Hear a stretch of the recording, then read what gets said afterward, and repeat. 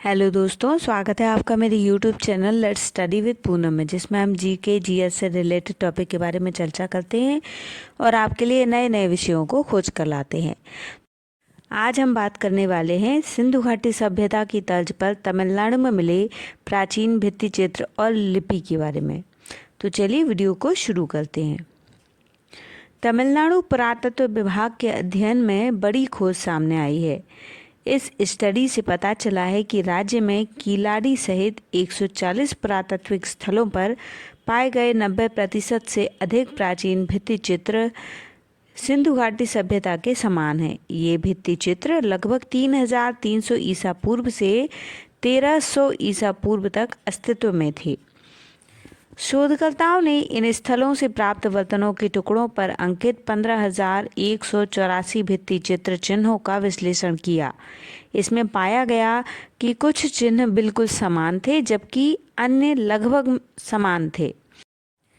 दक्षिण भारत और सिंधु लिपियों में पाए गए सटीक आकार और उनके रूप संकेत देते हैं कि ये कहीं न कहीं आपस में जुड़े हुए हैं। अध्ययन में दक्षिण भारत और सिंधु घाटी, जिसे हड़प्पा के नाम से भी जाना जाता है, के बीच कई सारे प्रतीक चिन्हों पर प्रकाश डाला गया है।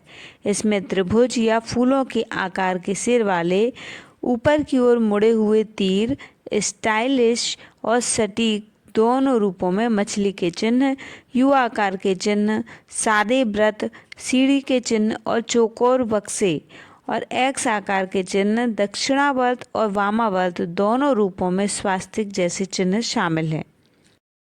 अन्य सामान्य चिन्हों में फूल चिन्ह, उल्टे वाई जैसे चिन्ह, जेड जैसे चिन्ह और ए जैसे चिन्ह और तारा चिन्ह शामिल हैं।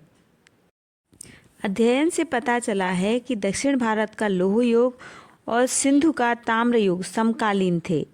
यदि वे समकालीन थे तो प्रत्यक्ष और मध्यवर्ती क्षेत्रों के माध्यम से सांस्कृतिक आदान प्रदान की संभावना है। शिवगलाई, अधिचनलूर या तमिरापरानी नदी बेसिन के अन्य स्थलों पर खुदाई से हाल ही में लौह काल की जानकारी मिली है। यह दक्षिण भारत में लौह युग की समय रेखा को कई शताब्दियों तक पीछे धकेल सकती है।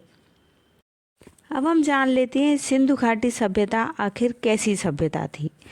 तो सिंधु घाटी सभ्यता एक कांस्य युगीन सभ्यता थी जो आज के उत्तर पूर्वी अफगानिस्तान से पाकिस्तान और उत्तर पश्चिम भारत तक फैली हुई थी।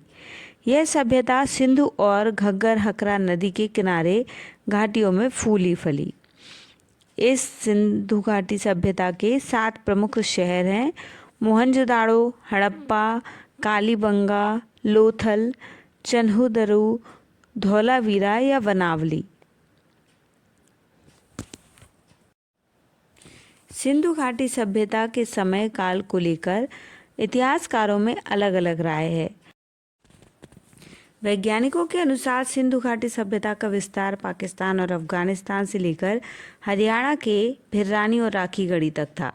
वैज्ञानिकों ने भिर्रानी की एकदम नई जगह पर खुदाई शुरू की और बड़ी चीज़ बाहर लेकर निकले, जिसमें जानवरों की हड्डियां, गायों के सींग, बकरियां, हिरण, चिंकारे के अवशेष मिले। इन सभी के बारे में कार्बन 14 के जरिए जांच की गई, जिससे यह पता चला कि उस दौर में सभ्यता को किसी तरह की पर्यावरणीय स्थिति का सामना करना पड़ा था।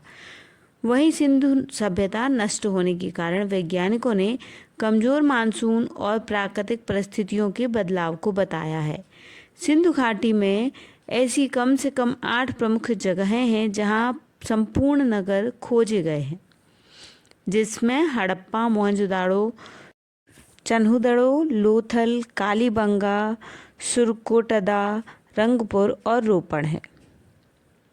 सिंधु घाटी सभ्यता की खोज राय बहादुर दयाराम साहनी ने की थी।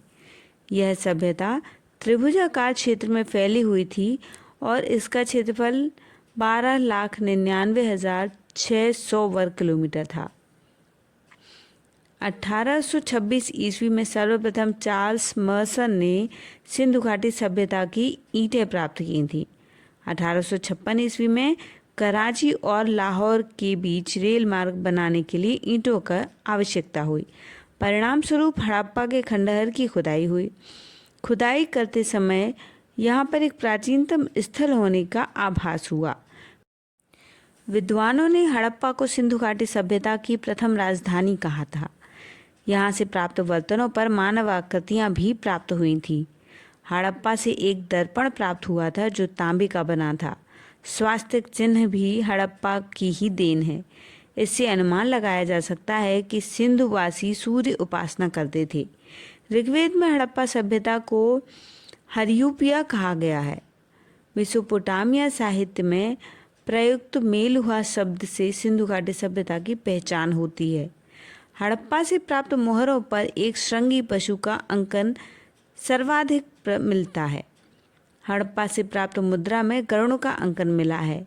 हड़प्पा से तांबा से बनी एक इक्का गाड़ी भी मिली हुई है। चांदी का सर्वप्रथम प्रयोग हड़प्पा के काल में ही हुआ था।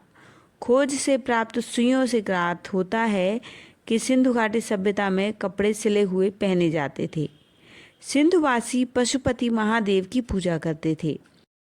सिंधु सभ्यता की लिपि चित्र प्रधान लिपि थी।